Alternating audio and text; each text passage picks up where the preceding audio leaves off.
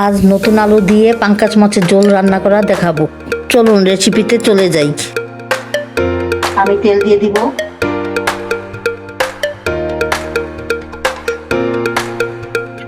আমি এই মাছ ধুয়ে লবণ হলুদ মেখে রেখেছি।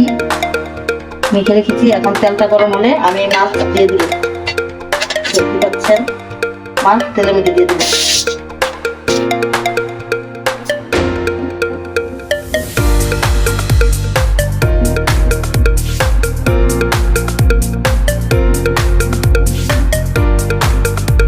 আমি একটু সময় নিয়ে মাছগুলো ভেজে দেব।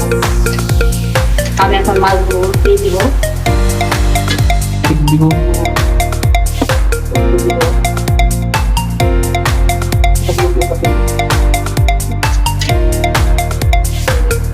দেখতে পাচ্ছেন আমার মাছগুলো লাল হয়ে যাচ্ছে।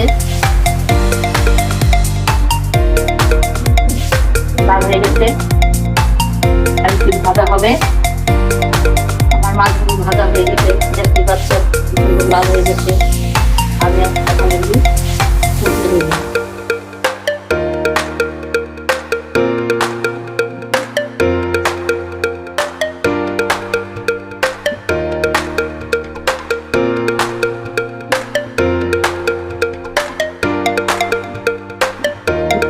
আমার পাঙ্কাশ মাছগুলি সবগুলি তুলে আনছি।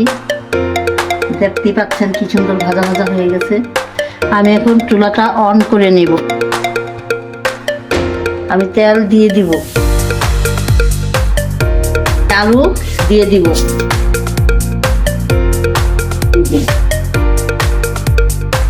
আমি অল্প হাত মতন লবণ দিয়ে দিব। আলুগুলি সময় মতন ভেজে নিব। একটু সময় করে নিয়ে আমি একটু ভেজে নিব। দেখতেই পাচ্ছেন আমার আলুগুলি লাল লাল হয়ে গেছে। আর একটু লাল হবে, একটু লাল হলেই আমার আলু ভাজা হয়ে গেছে। আমি এখন নামিয়ে নিব।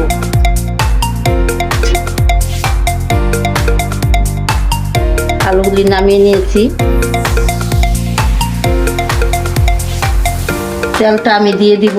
আমি রাঁধুনি তেলই ইউজ করি। আমি হলুদের গুঁড়া, মরিচের গুঁড়া, ধনিয়ার গুঁড়া, জিরার গুঁড়া এগুলি সব নিয়েছি। মরিচের গুঁড়া সব গুলায় রেখেছি। এখন আমি এটা দিয়ে দিব। আমি রাঁধুনি হলুদের গুঁড়া, মরিচের গুঁড়া, ধনিয়ার গুঁড়া, জিরার গুঁড়া এই রাঁধুনিটাই আমি ব্যবহার করি। আমি এটা দিয়ে দিব।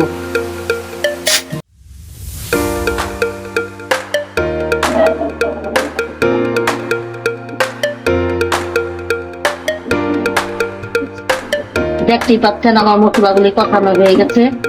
এখন আমি এর মধ্যে আলুগুলি আগে থেকে ভেজে রেখেছি, ওগুলি দিয়ে দিব।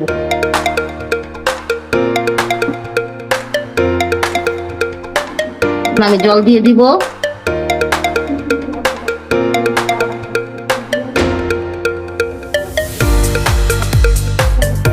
আমি স্বাদ মতন লবণ দিয়ে দিব।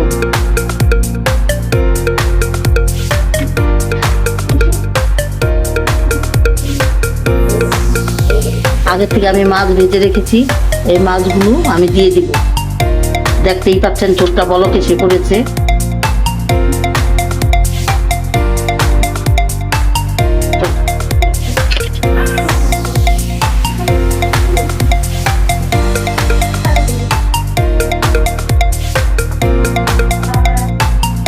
আগে থেকে ধনিয়া পাতা আমি কেটে রেখেছি, ধনিয়া পাতাগুলি দিয়ে দিব। এভাবে আমি ধনিয়া পাতা দিয়ে নাড়াচাড়া করে দিব। গরম মশলা আমি দিয়ে দিব। গরম মশলাটা আমি দিয়ে দিব। দিয়ে এখন নাড়াচাড়া করে দিব।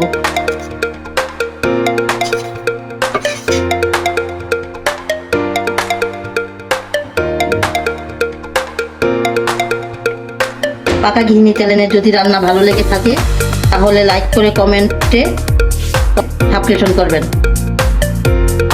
আমার রান্না শেষ হয়ে গেছে। আপনাদের সবাইকে ধন্যবাদ।